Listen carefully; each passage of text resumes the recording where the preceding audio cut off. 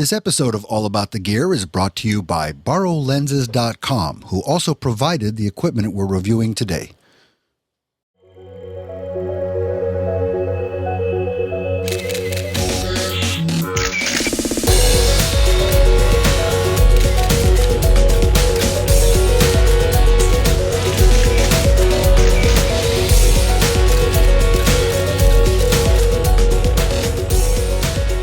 All right, guys, welcome back to another episode of All About the Gear. I'm sitting here with my good friend, Mr. Doug K., the man that knows everything about pretty much every camera that's ever been made and ever will be made. No, I'm just kidding.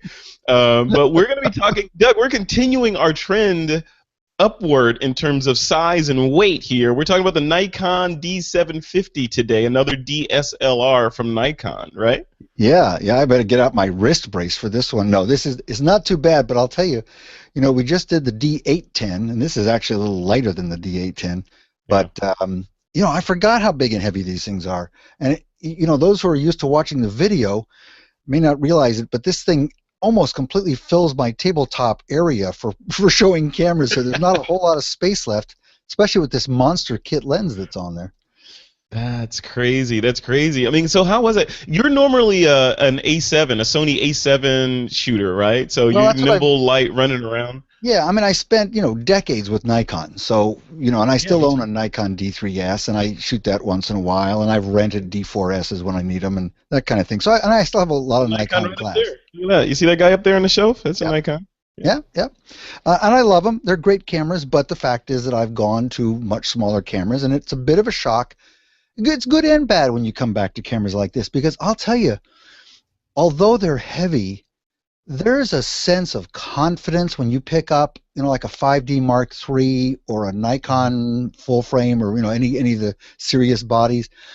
It's like an old friend. It feels good. You just have a sense of trust that, to be honest, even all the mirrorless cameras, to me, they still seem finicky by comparison. Mm-hmm. And these big cameras are like tanks, for better or worse. No, I hear you. It's like driving a Sherman or whatever Panzer tank versus a Tesla. One of them, you just know it can go anywhere and take anything, and one of them may be more technologically advanced, but it probably can't take a mortar shell. although having driven a Tesla, it's about as heavy as a tank. So yeah. It's all battery. Anyway, so let's talk about this camera. What does it cost? It's a DSLR, and what's the entry level for it? Okay, so this is an interesting camera. It's priced at $2,300. You can spend more if you want to. You can spend $3,000 if you want to get it with this kit lens. It's a 24 megapixel camera, which we used to think was a lot, and now that's pretty much normal for a relatively serious camera. The big question about this is, what about the old D700? The D700, and anyone who's ever owned one will tell you, will agree with me, it's the only camera I've ever regretted getting rid of. I sold my D700. I even tried to buy it back. Such a marvelous, marvelous camera, a workhorse of a camera. So the question is, what did Nikon do? Does the D750 replace the D700? Is that the upgrade that people have waited for many years? And the answer is? And, well, that's the big question. Because, wait for it. Yeah, because it is and it isn't, of course. That's otherwise, if I had a simple answer, we wouldn't have a show to do. Here's the thing. Nikon, if you go to their website, shows the D750 as an enthusiast camera. It doesn't show it as a pro camera. The D700 was clearly a pro camera. It was the step down from the D3s and D3s's. It was the slightly less expensive, slightly less capable, but very, very well-made camera. So here they've basically taken the name of D700 and made what it, in many ways, is an enthusiast camera. They've watered it down in terms of feel and controls, but it has terrific image quality. So it's got sort of two personalities. So just real quick on the sensor before we move on. You said it's a 24 megapixel sensor. This is full frame? Yeah, it's a full frame camera. It's now there are 4 full frames. So you got the D610, you got the 750, You've got the 810, which is the 36 megapixel monster, and then for $6,500, you've got the D4s, which is their mega camera. So you've got 4 full frame cameras in lineup. Oh, they also still sell the D800 and 800E, but those are pretty much dead. Wow. Okay, let's dive into the nitty gritty on this. So the body, the controls. You alluded to the fact that it's big, right? By virtue of the fact that it fills your screen there. How does it feel out there? When you're lugging this around and you're running around San Francisco or wherever. How does it feel in your hands? Yeah, it actually feels good. It has a nice grip to it. It's a real deep grip here, so you can wrap your hand around it. It's full size, but it is actually slightly lighter than the D810 by about 100 grams or so. It's got a whole new body design. It's made out of a monocoque body, and it's got these thermoplastic and magnesium alloy parts to it that cover it over and so forth. What does all that mean? That is like what is that? I've never heard of the. Yeah, a monocoque body means a one piece, so it's made out of one solid piece of something. I think it's made of aluminum. But then, the front covers, the back covers are thermoplastic. In some case, I think the front is magnesium alloy to keep the strength up and things like that. So they've managed to make a great camera in a body that's even lighter than the 810, and the 810's, again, by DSLR standards, isn't too bad. Very cool.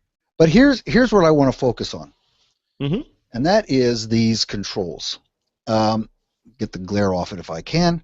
So this camera has a mode dial over here, and this is where on the Pro cameras they have buttons. I don't have one handy here, but this is the kind of controls that you get on the D610, the D700, and so forth. And this is their enthusiast type of control, as opposed to the Pro stuff where you'd have an ISO button there, a bracket button, things like that for the things you really need to get to quite a bit. Here is more, give me the scene presets, give me the auto mode, things like that. So it's a different kind of control attitude about the camera, and that's really what disappoints me about this camera, is that they didn't go back to the D700 Pro style controls on the thing. What about it? Where's exposure compensation on there? Exposure compensation is the same place it's always been on Nikon, which is that there's a button here. You press this button and turn a wheel. Okay. So that's it for all the DSLR Nikons. They've got that same concept there.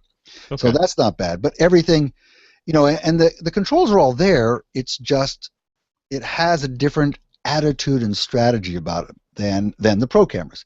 So it's in that what they call their enthusiast category, again, control-wise. However, the image quality, as I said, is spectacular. It takes beautiful, beautiful pictures. It's up there with any of their best cameras. So that's the trade-off. So someone looking to, they're looking for a entry-level DSLR, would this be the best one for them to move into on the Nikon side of things? Well, first of all, it's the second one up in the full frame. So the 610 is their entry-level DSLR. And that camera, is $600 less expensive. So that might be the entry level. But this is a camera, well, we'll talk about it at the end, but this is a camera that's going to cross that enthusiast and pro boundary. We'll come back to that one. All right, Doug. So this guy, all that looks great, but what about, how does it stand up to the infamous/famous Uncle Doug's exposure triangle test? Yeah, it does just fine. This is, again, pretty much standard for Nikon, in that there are no dedicated dials for anything. You have to adjust ISO, aperture, shutter speed, and exposure compensation. You do have to turn a wheel or hold a button, but it's all there. It's pretty easy to get to. It gets a whopping 8 out of 12, which is fine and pretty much expected for a DSLR. Does fine. Yeah. Good controls. Just this style of the not the older, but the enthusiast type camera. Yeah, but even then, as a pro, you can dive in there and control your ISO, f-stops, your aperture, your shutter speed, all that, if you want to. You don't have to use the scene modes in there, right? So you could be a pro and use it as a pro without paying attention to the scene modes, right? Right. The cameras that really get the top ratings from me are those that have dedicated dials, where you have a knob for shutter speed. You can turn a ring on the lens and set your aperture, and so forth. Here, Here, it's not hard to get to. It scores very well, but it's just not the ultimate in terms of what I consider to be the best possible controls. Okay.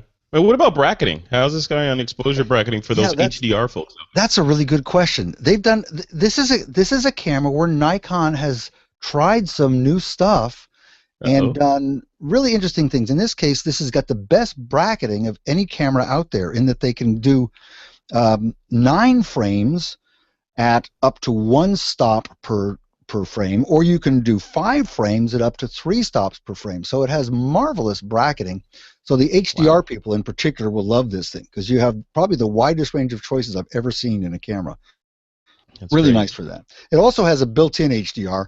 I just tested it barely. It's not a feature I personally would use, but it does take multiple exposures and combine them in the camera. And a lot of mirrorless cameras are doing that now too.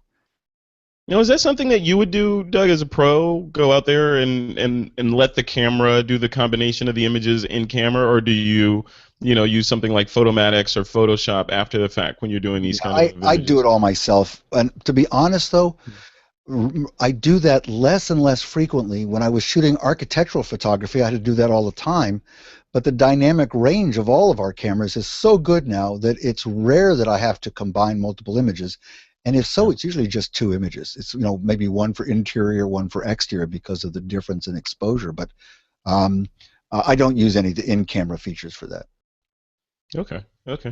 Now, you said this camera kind of straddles the line, or almost is kind of like a bridge camera between amateur and pro, or advanced amateur.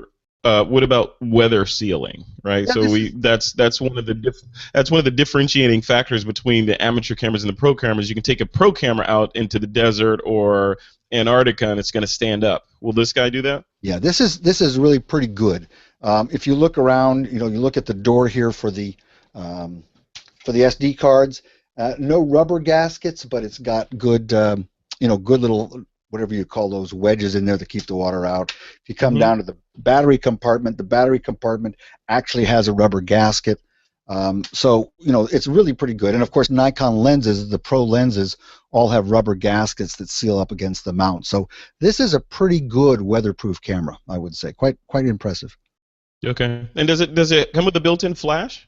Yeah, it has a built-in flash. So, again, that's something that separates it from the pro things because Nikon on their real pro bodies, like a lot of the pros, they keep the flash off altogether. But this does have a nice pop-up flash for fill flash or for controlling remote flashes. Yeah, I mean, it seems like if you're going to go for the DSLR, it seems like a really nice piece of kit right there. It is, and it has something I like. It has 2 SD card slots, as opposed to Nikon's bigger cameras. The D810 has an SD and a CF, which means if you want to have redundancy, you need to take 2 kinds of cards with you. Or the D4s, which has a CF and an XQD, which means if you want redundancy, you've got to take 2 different kinds of cards. This is much more practical to have a pair of SD cards. USB 3 in it. I don't know how many cameras have USB 3, but this one does. So I'm going to jump ahead and show you one thing. We'll come back to our script in a minute, but I want you to check out this. See the back of this camera? Whoa! Oh, nice! Have you ever seen a Nikon DSLR do that? Where am I? Come here, Doug. Get that in the frame. That is a tiltable LCD on a Nikon full-frame DSLR. When's the last time you saw that? Like never? Never. Right? Never. Goes wow, go Nikon. Whoa, watch this. It goes all the way down. Beautiful. Right. Thank you, Nikon. Finally. And that is, normally we wouldn't say that's such a breakthrough, but for a DSLR manufacturer, I mean, Canon has that. The 70D, of course, has I think a tiltable LCD, actually an articulating LCD. But for Nikon, this is an absolute first. It's a great LCD. It's the same one they're using everywhere else, same number of pixels and brightness. It's a very good one. But the fact that you can tip it up and down makes this a much more versatile camera, in my opinion. All right. Well, since you're talking about the LCD, I want to hear about the EVF in there. But is that LCD touchscreen? We always get hit on that, I know, but I have to ask: is it touch? You know it's not. You know it's not. No touch. I'm not going to ding them on that because they've moved a step in the right direction. Yes. No EVF. That's just one of our checkpoints. Yeah. It's an optical viewfinder. It's very bright. I think it's got 100% coverage. And again, for those of us who've been shooting with EVFs, there's also a certain amount of joy in going back to an optical viewfinder where there's no lag of any kind, and you're just looking right through that lens, and it's sort of fun. Yeah, it's kind of nostalgic, right? It is. It's like the old days, right? It's like, oh, I remember this. This is kind of cool. What about the shutter and the sensor in there? The sensor obviously is arguably the most important thing in this camera. How is the sensor? It's a great sensor, again, judging by image quality, dynamic range, color, really, really good. I think, I was looking at DxOMark. I think they've started to rate it.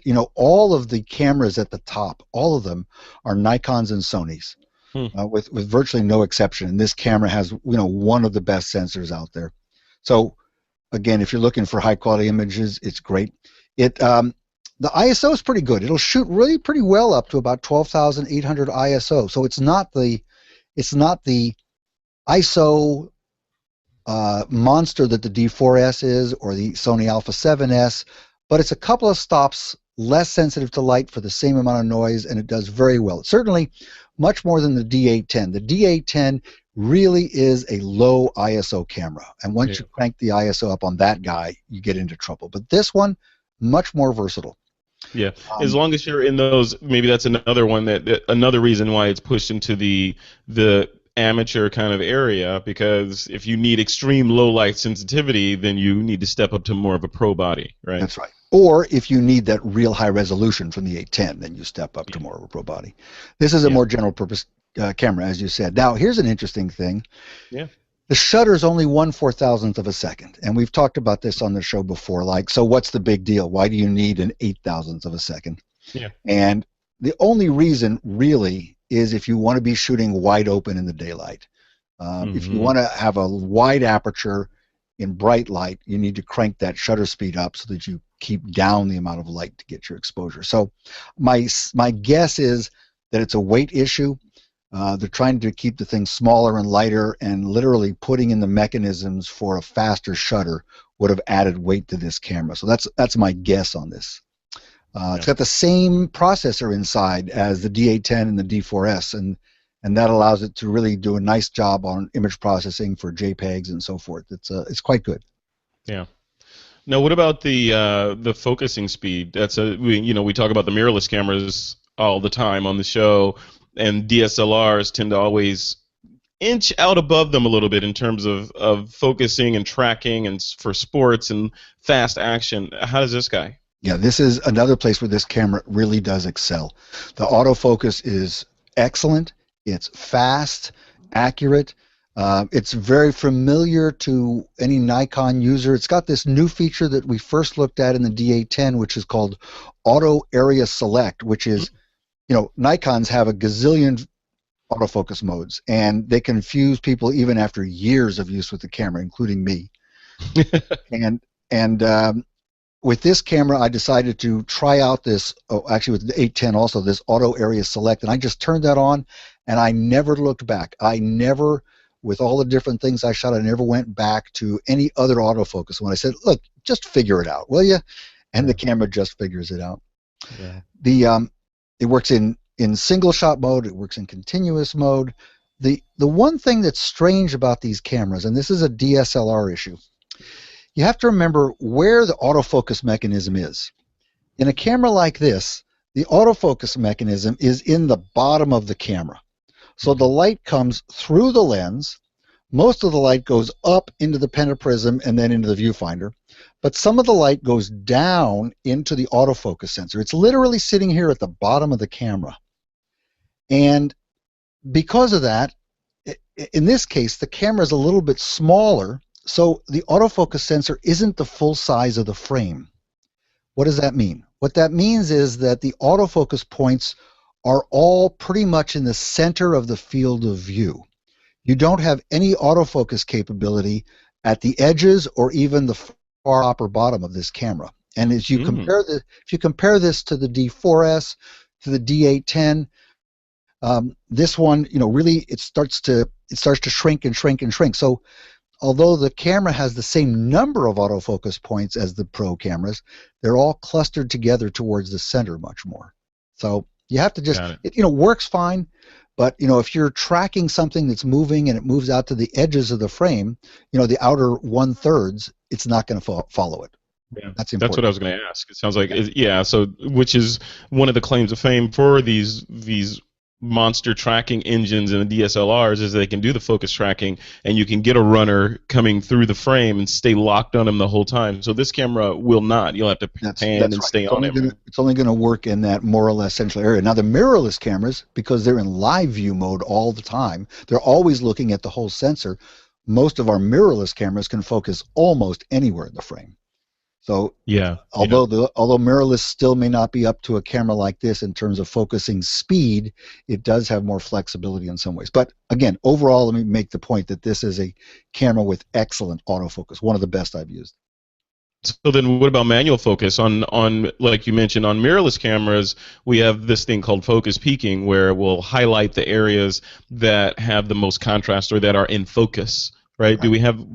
Do we have that on this body? Of course, in the optical viewfinder, you're pretty much never going to have focus peaking unless there's some kind of a hybrid in the finder. But in live view mode here, again, there's no focus peaking. I don't really know why, because I don't think it's a very complicated thing to add.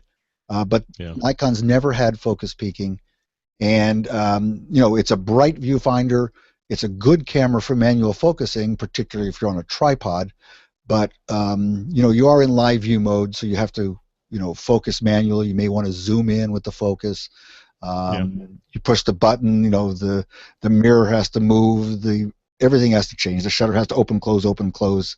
Live view in a DSLR is a little bit cumbersome. But anyway, it's a good camera for manual focusing, but not as good as the mirrorless guys are. All right. So Doug, let's switch gears a little bit away from still photography. What about video? Yeah, it's interesting what they decided to do here. They're not in the 4K camp. We've reviewed a number of cameras now that can do 4K. They're not that level.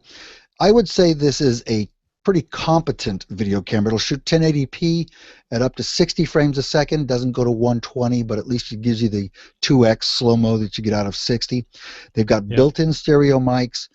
They've got good connections for stereo mics, headphones. They've got very good audio controls, including things that you may or may not use, but things like wind noise reduction and stuff built into the camera. Something we don't talk about much, and to be honest, I want to make it clear, I haven't really thoroughly researched it, but I noticed when I was working with one of the still lenses that I have that has image stabilization, the image stabilization in these lenses is not working in video modes.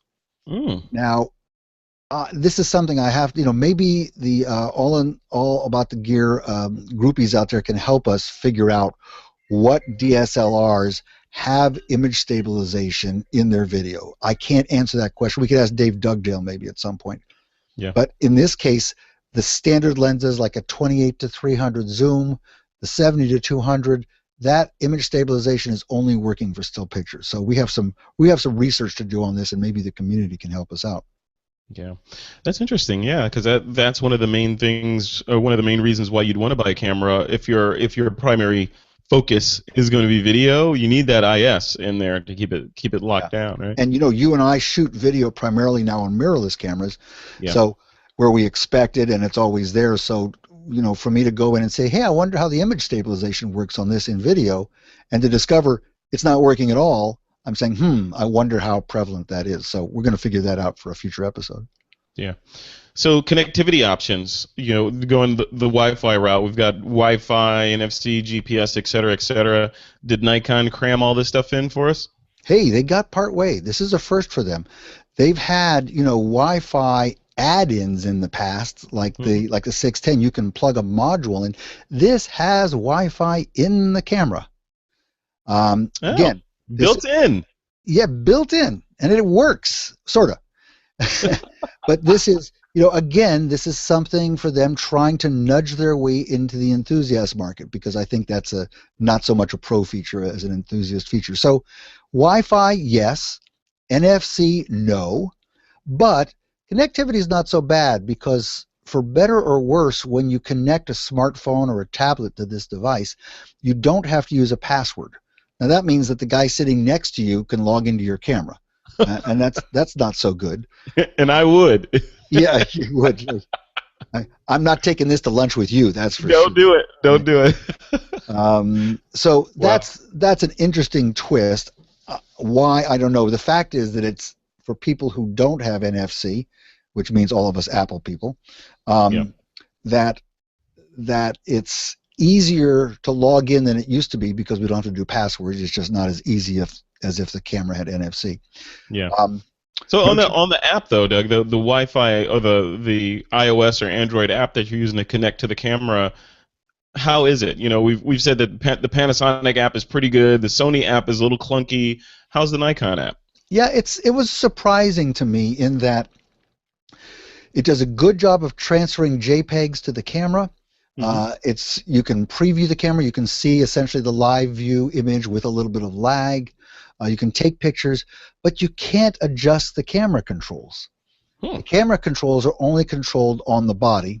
And here's the glitch.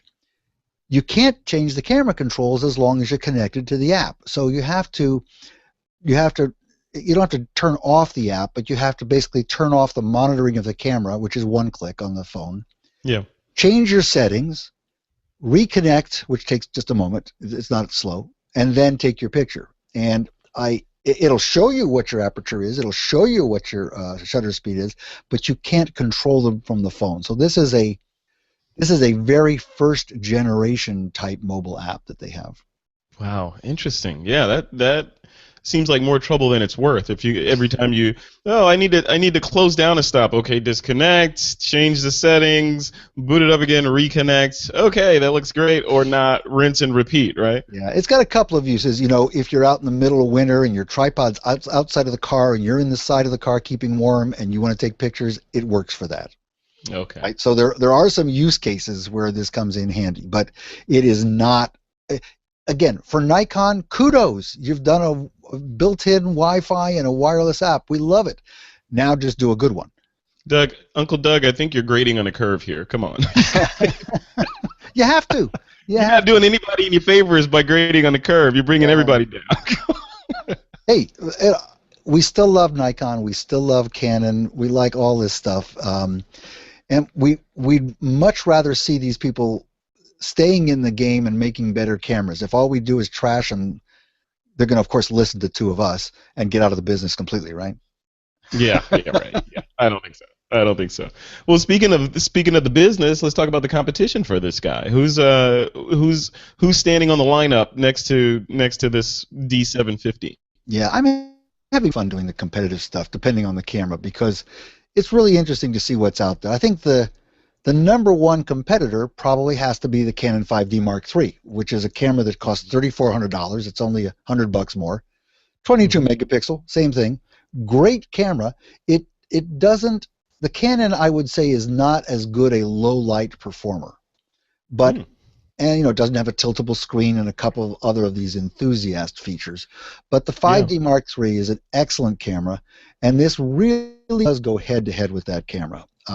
The difference of whether you buy one or the other, in this case, is totally dependent on whose ecosystem you want to be a part of, because the differences in the cameras are such peers of one another, I would say. Overall, this camera, I would say, has slightly better image quality, particularly in low light, but the 5D Mark III is awfully hard to beat. Okay. And then who else is in the lineup? Well, then you've got to look at also the camera in the Nikon line that's one notch below this, and that's the D610. Because that camera is $600 less expensive, which is quite a bit. That camera gets below the $2,000 mark, comes in at $1,700 street price. 24 megapixels also, great little camera.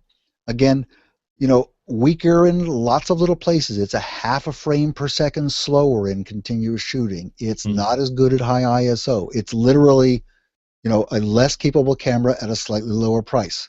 So you can't go wrong really with either one of them. You also have to look at the going up a step. Once you go up a step in Nikon, you go two directions. You go to the D810 for high high resolution, or you go to the D4s for really amazing low light performance. Mm-hmm. That camera's sort of out of the league. So the D810 cost $1,000 more than this one, but again, that is a 36 megapixel amazing camera with incredible detail. Again, no low light performance, but incredible detail. So that's it. But here's the last one we're going to take a look at, and I'm going to do one thing here. I'm going to switch over to my other camera. Okay. I'm going to take this lens off so we can compare apples to apples. But oops, throw things around the desk. Put the body cap back on. All right. So here are two cameras. If I can get them into the frame. Mm-hmm. There you go. All right. More or less. Okay. This angle may not show you the fact that the one on the left, the D750, weighs probably twice as much as the one on the right, maybe more than twice. That's an A7. That's a standard A7, right? Yep. And that camera is essentially, in many ways, the same camera. In that it's a 24 megapixel camera. It's a full frame camera. It's got a lot of similarities. This camera that we've talked about a lot is only 1 year old at this point. Actually, not even a year old. I think they first shipped in December of last year. Yeah. And this camera, the Sony A7, is $800 less. This is a $1,500 camera. This is a $2,300 camera. And this is real competition. And this camera, by the way, is going to be replaced in a couple of months. It's crazy. This is the Nikon brand new. How are we in the cycle now, dude? Doug, why are we in the cycle of like that? Because that A7 is a highly capable camera. You could shoot with that for several years and still be happy with it. What's with this super fast release of these upgraded camera bodies? Yeah, what's up with that? Yeah, what's up with that? I think the major thing is we're at a point where the breakthroughs in sensor technology are driving everything. Yeah. And that's high ISO, low noise, and in particular autofocus. And people like Sony and Foveon, the Sigma Foveon, some of these guys out there are making incredible breakthroughs. And a year in sensor technology lifetime is a long time. Yeah. So they're coming out with these things, and what are they going to do? They need new bodies to put them in. They can't just throw out a sensor. Right. So we're seeing new cameras primarily based on new sensor technology. Yeah, and then to fuel that fire is the current influx of the thousands of or hundreds of thousands of people coming into photography now with gas, right? Yeah. Throwing gas on the fire, right? So, well, this is new because acquisition syndrome. We were talking before the show. Before digital, you kept a camera for decades. Yeah. It was, if you had a Nikon F2, why would you replace it? Right. You might swap out a focusing screen or something like that. But that was a camera that as film speed increased, as film quality increased, you didn't change the camera, you just changed the film. Yeah. Now you have to change the whole thing. So it's a very different time. I don't know how long these guys can keep doing it at this rate. At some point, it's got to slow down, particularly as more and more people are going to mobile devices to shoot instead of serious cameras. But boy, we're sure having a good time. We are, yeah. But I wonder, market-wise, how much the market can bear, because all these camera manufacturers are releasing new cameras, multiple times a year, every year. At some point, photographers are going to say, you know what, okay, enough. I want to go out and shoot. I'm not buying any more paintbrushes. I want to paint. Yep. I'm tired of learning how to use my new paintbrush. How do you? I'd love to be able to go out and take good pictures instead of just testing cameras. Yeah. But you make a very good point, which is that the mirrorless guys are on release cycles that are something like 6 months. They're doing 2 major camera releases a year almost. Yeah. The DSLR guys are still on an annual or less upgrade cycle. I mean, look how many years it took to replace the D700 with the D750. I think it's like 5 years, 6 years, something like. It seems that long anyway. Yeah, but it's not just cameras, right? So it's phones, it's software. You remember we used to wait years sometimes for an update to Photoshop. Now they're releasing new Creative Cloud updates all the time, and every year at least there's a new phone that we have to have that comes out, and same with cameras and cars and everything. It's the accelerator pedal on this rampant consumerism is just insane. It's crazy. And again, as you and I have experienced just today, we know that Google updates the software for Hangouts like in the middle of the Hangout, right? Yeah. Oh yeah. In fact, I was watching the World Series. My TiVo started an update exactly when the first pitch was thrown. Thank you very much, TiVo. Man, it's ridiculous. My car does it, slight tangent. I'll get in my car and it will say, it'll throw up a message like, I don't know, every couple weeks or so, doing scheduled system maintenance of the sync system in there. And I'm like, who scheduled it? It's my car. It is my car. How are you scheduling things without telling me, car? You go down the freeway at 70 miles an hour and it says, would you like to install an ignition upgrade? Exactly. Would you like us to upgrade your brakes before you have to use them? Right. All right, Doug. Who's this? The Nikon D750. Who's it for? Who's the give you the last word? Good question here. And this one I can answer for once. This is a camera for either a serious enthusiast who wants to be in the DSLR world, for example, if you have Nikon lenses, or this is a good pro camera. Okay. It is, if you can't afford $6,500 for a D4s and you need a camera with good low light capability, this is the best Nikon you can buy today. And other than the fact that it will frustrate you a bit if you're used to the pro controls and you feel like, couldn't they have given me the pro controls instead of the consumer controls, enthusiast controls, I should say. Once you get over that disappointment, you got a great camera here. You really do. Hey, this is the last question. Could this camera be a good second body for a pro shooter? So you already have a D810 or something, and you just want a backup camera? If you have a D810, you need this before the 810, unless you're doing landscape stuff, unless you're out there shooting at ISO 100, 200, maybe 400 all the time, then you'd be better off starting with this camera, let alone the fact that it's $1,000 less expensive too. But I would say most people are going to start with this camera and add a D810 because it's more specialized. Oh, but if you already have a D810 and you're like, hey, I'm going to Botswana, I don't want to travel with just one body, and I don't have the money, the coin to buy another D810, should they go buy this camera to throw in their camera bag as a backup? Yeah, this would be a good camera, but I'll tell you that particular example, I want to point something out because you set me up for this one. If I was going to Botswana to shoot animals, for a second body, I would buy one with a crop sensor. I would get something like a 7100 because that's the same as adding a teleextender, right? It's going to multiply the equivalent focal length of all my lenses by 1.5. So one of the nice things about Nikons is if you have full-frame lenses, you can put them on crop sensor bodies and they work just fine. You just get more magnification. Yeah. So good thing to do. But yes. Again, not to dissuade what you were saying, this is an excellent second choice for somebody who's either at the D810 level or the D4s level. Excellent camera. Excellent. All right. Well, good. Well, I'm looking forward to seeing the post on This Week in Photo for this. Yeah, one tip, which is, I would say don't get the kit lens with this camera. Oh. The kit lens is I'm looking at it right here, but it's a 24 to 120 constant aperture f4. For about the same amount of money, you can get what I think is a much better lens. It's the 28 to 300, so it's one of those 11x wide range zooms. It's super zoom, What's that?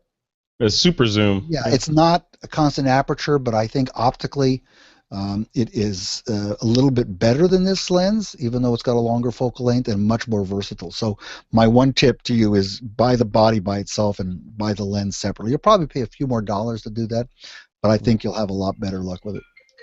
All right, Doug. So, all right, what's coming up next on All About the Gear? What other gear do you have over there? Yeah, what do we got here? We've got the next camera we've got, I'm getting a hold of tomorrow, in fact. It's the Fuji X30. A lot of people have asked about this. It's a new camera from Fuji that's, it's a nice small camera, and so we're going from big all the way down to small. We're going to do that. We're going back. Got some good stuff after that. Awesome. Doug, always a pleasure doing All About the Gears with you. This has been an exciting one. We're both frazzled today, but we still did an awesome show. I'm excited. In spite of Google, Chrome, Hangouts, and you have not even unpacked yet from Photo Plus Expo, so congratulations to you. All right, yeah, no, thank you. Thanks for hanging in there. You're always a pro doing this stuff. I'm looking forward to seeing that Fuji review. Fuji fans are, I would put them, they're cut from the same cloth as Mac users in terms of their allegiance to the brand. So I'm looking forward to seeing that review on that camera. I am too. We'll get there. Thanks, Frederick, and we'll see you next time. All right, see you, Doug. Okay, bye-bye.